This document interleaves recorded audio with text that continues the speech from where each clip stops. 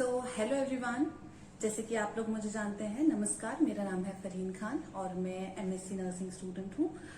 और आज का जो टॉपिक है ये बहुत ही अच्छा टॉपिक है और आप लोगों ने टाइटल में देख ही लिया होगा दैट आज हम जो रिसर्च बुक है, नर्सिंग रिसर्च बुक है, उसको हम पढ़ेंगे। उसमें देखेंगे कि क्या क्या इंपॉर्टेंट टॉपिक्स हैं जो कि ज्यादातर मैक्सिमम हर एग्जाम में पूछे जाते हैं और बेसिकली बहुत इंपॉर्टेंट। और इसके लिए मैं आपको ज्यादा चीजें नहीं बताऊंगी, ये नहीं बोलूंगी कि आप 10 चीजें 10 बुक्स रेफर करो। मैंने अपनी लास्ट वीडियो में भी आप लोगों को बताया था कि जो अगर आपको बुक रेफर करनी है तो refer this nursing research book, nursing research and statistics by Suresh Kumar Sharma साहब। This is the best book. और मैं पोस्ट ग्रेजुएट में होने के बाद मेरे पास still I have another book for research, but ये बुक मैं हमेशा अपने पास रखती हूँ बिकॉज दिस इज मस्ट। इतना आपको पता ही होना चाहिए रिसर्च के बारे में इन योर फाइनल ईयर। सो चलिए स्टार्ट करते हैं। और मैं आप लोगों से कहूंगी कि मैं आपको ये दिखा नहीं पाऊंगी, आपको बुक में समझ नहीं आएगा कि टॉपिक क्या है। तो आप प्लीज एक पेन नोटबुक लेके बैठिए या फिर आप रिसर्च की जो ये बुक है नर्सिंग रिसर्च एंड स्टैटिस्टिक्स, आप उसको लेके बैठिए या फिर अगर आपके पास अपना सिलेबस है तो आप उसे भी ले सकते हैं। तो चलिए स्टार्ट करते हैं। So starting from the very first, इसमें आप सबसे पहले अपना कंटेंट देखिए कि जो आपका कंटेंट है इसमें क्या क्या आपको बता रहे हैं। तो कंटेंट में सबसे पहले आता है फंडामेंटल ऑफ नर्सिंग रिसर्च, उसमें है आपका foundation of nursing research, overview of research process, research problem, hypothesis and assumption, literature review, theories, models and framework in nursing research, research approaches and design, population sample and sampling, tools and method of data collection, analysis of data, communication and utilization of research. So ये सारे जो आपके chapters हैं ये आपका research के under है। और जो आपके स्टैटिस्टिक्स के हैं वो है आपका introduction and descriptive stats, normal distribution, measures of relationship, influential statistics, application of statistics in health and uses of computer and statistics.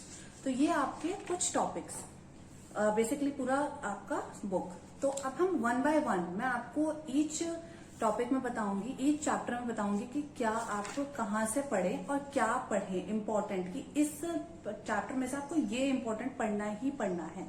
But मैं सबसे पहले आपको ये बोलूंगी कि सबसे पहले जो ये बुक है इसका फर्स्ट रीड दीजिए। एक फर्स्ट रीड जब आप इस बुक का दे दोगे तो आपको बेसिक कॉन्सेप्ट समझ आ जाएगा कि हाँ कि रिसर्च क्या है, स्टार्ट्स क्या है और ये आपको क्या बताना चाहती है।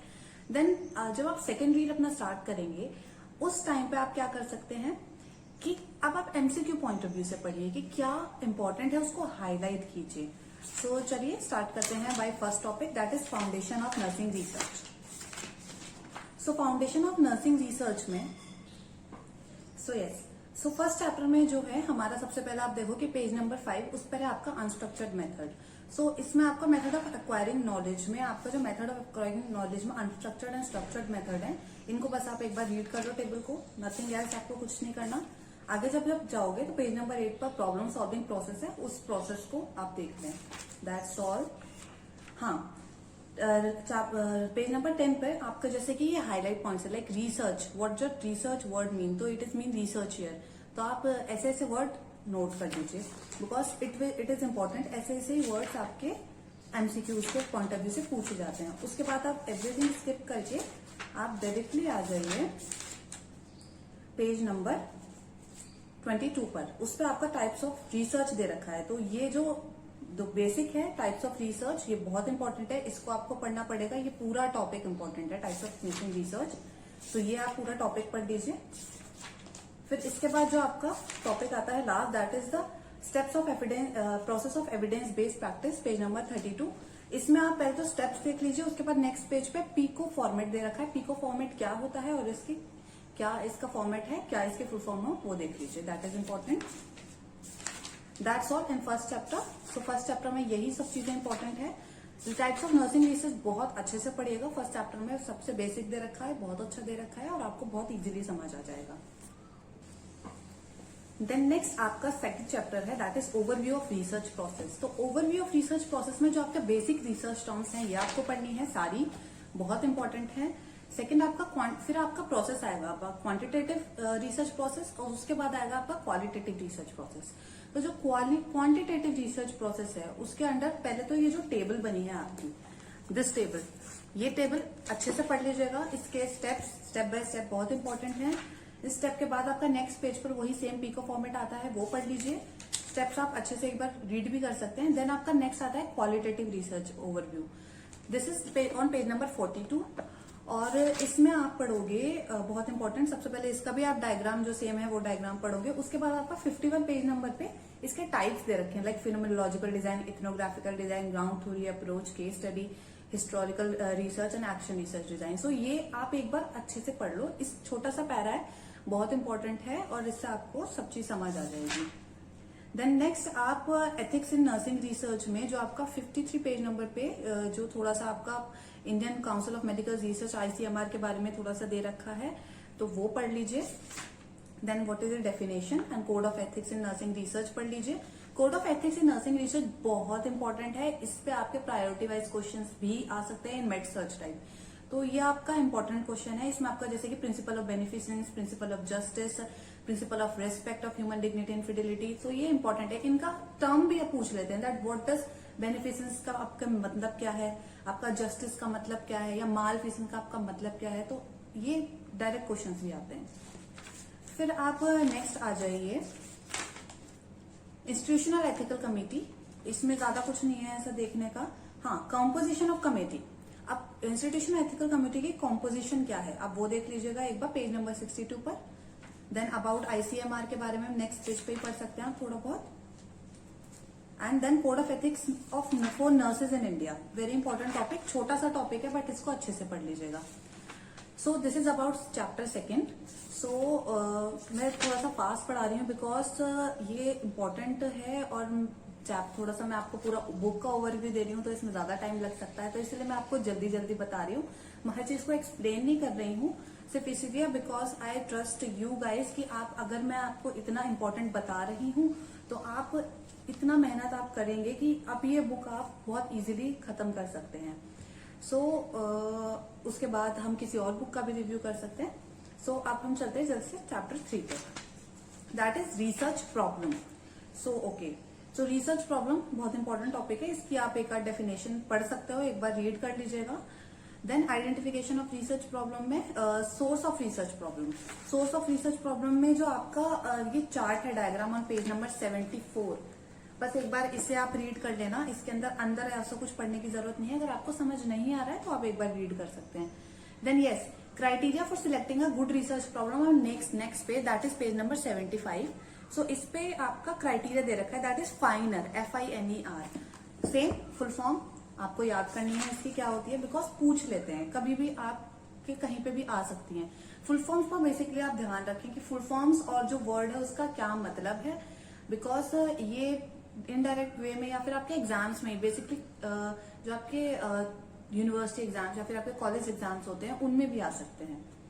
सो नेक्स्ट हम चलेंगे okay, steps for formation of research problem देख लीजिएगा 78 पेज नंबर पर। Then identification of variables, very important. ये जो टेबल है, this table identification types of variables on page number 81, types of variables, ये बहुत इंपॉर्टेंट टॉपिक है और इसमें से अगर आप ये पढ़ लेते हो तो आपका बेसिक फंडा आपका बिल्कुल क्लियर हो जाएगा।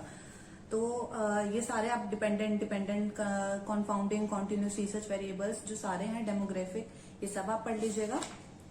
देन आपके नेक्स्ट पेज पे ही कॉन्टिन्यूस है, टाइप्स ऑफ वेरिएबल्स, वो सब पढ़ लीजिएगा। अगर आपको फिर भी, अगर मुझे ऐसा लगता है कि जो स्टूडेंट ये एक पेज पढ़ लेगा उसे चैप्टर पढ़ने की भी जरूरत नहीं पड़ेगी, वो बेसिक सब समझ जाएगा। बट अगर आपको फिर भी लग रहा है कि आपको एक बार इसे अंदर से पढ़ने की डिटेल में जरूरत है, तो आइडेंटिफिकेशन ऑफ वेरिएबल्स में सारे वेरिएबल्स का डिटेल विद एग्जाम्पल अच्छे से समझा रखा है। देन आप चलेंगे next, yes, page number table 82 on page number 82, table on page number 84, ये सब आप पढ़ोगे, बहुत इंपॉर्टेंट है।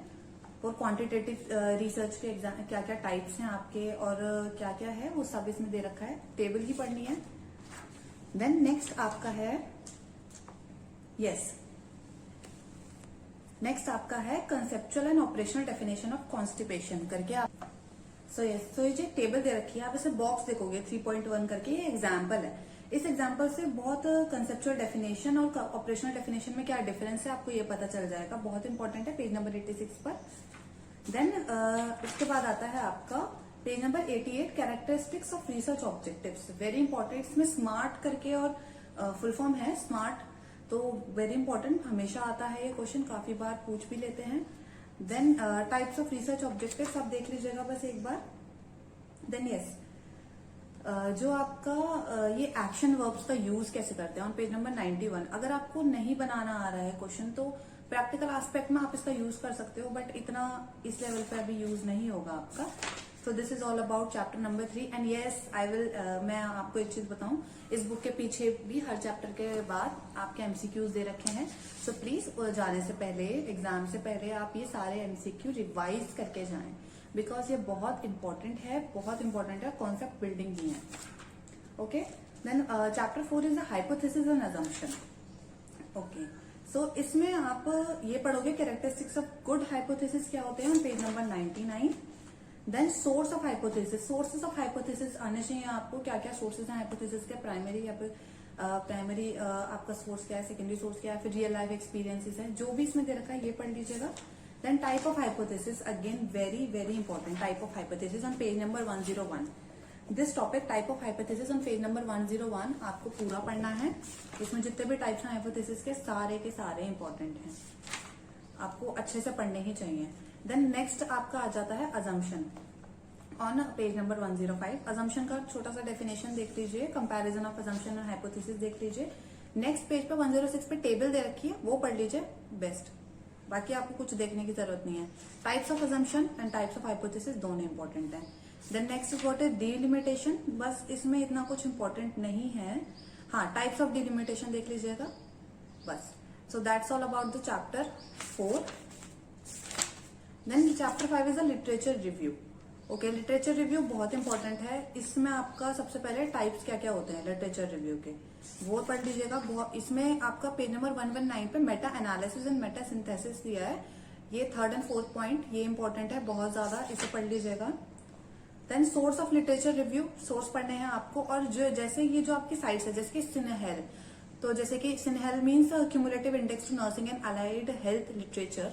सो ये जो फुल फॉर्म्स है ये आपको आने चाहिए कि ये क्या होती हैं, and what are primary source, what are secondary sources, ये आपको पता होना चाहिए। देन नेक्स्ट आप आओगे स्टेप्स ऑफ लिटरेचर रिव्यू। इसमें सिर्फ जो लैडर बनी हुई है आप वो एक बार रीड कर लेना पेज नंबर 125 पर। Okay, then come to next page that is 126। इसमें जो स्टेप्स दे रखे हैं आप एक बार रीड कर लेना, दिस इज ऑफ इम्पोर्टेंट। इसमें आपको बूलियन ऑपरेटर्स क्या होते हैं, उनका यूज कैसे करते हैं वो पता चलेगा, and also the analysis and synthesis the literature. इसमें PQRS फॉर्मेट भी दे रखा है, तो PQRS फॉर्मेट भी इसका फुल फॉर्म है, देख लीजिएगा, और कैसे उसमें इसका डिस्क्रिप्शन भी दे रखा है, कैसे करते हैं वो भी बता रखा है, वो देख लीजिएगा, इंपॉर्टेंट है।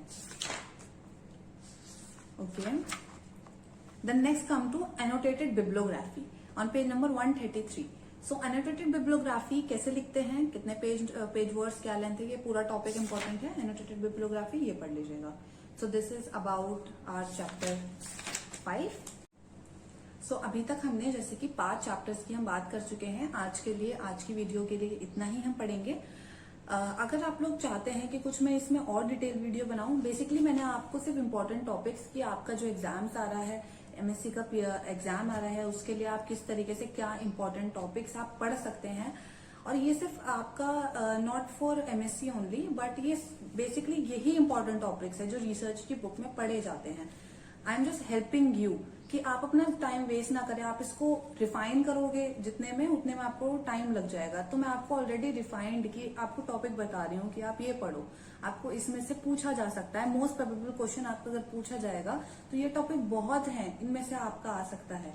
बट अगर ऐसा नहीं है, इन सम चांसेस लाइक 5% 10% चांसेस की अगर ये उनमें इनसे अलग क्वेश्चन आ जाए, जो कि मुझे नहीं लगता होगा, तो इट्स अप टू यू। आपको एक रीड तो फर्स्ट रीड आपको देना ही चाहिए। एक रीड देने के बाद आप इसको, आपको पता चल जाएगा कि क्या इंपॉर्टेंट है, और फिर आप इसको इस तरीके से पढ़ोगे रिफाइन करके, तो आपका टाइम सेव होगा और आप इस बुक को बहुत जल्दी फिनिश कर लोगे। और MSc के पॉइंट ऑफ व्यू से ये सब्जेक्ट बहुत इंपॉर्टेंट है। सिर्फ इसीलिए मैं ये वीडियो बना रही हूँ कि आप लोग इसको जाके पढ़ें, इसको जाके देखें, और अपने जो डाउट्स हैं वो आप ड्रॉप कर सकते हो कमेंट सेक्शन में। मैं पूरा ट्राई करूंगी जितना मुझसे हो पाएगा कि मैं आपके रिसर्च के क्वेश्चंस या कुछ भी हैं, जितना अगर मुझसे हो पाता है तो मैं उनको आंसर कर पाऊँ। So thank you so much for watching my video, and please guys do like, share, comment and subscribe my channel, and please keep sharing love.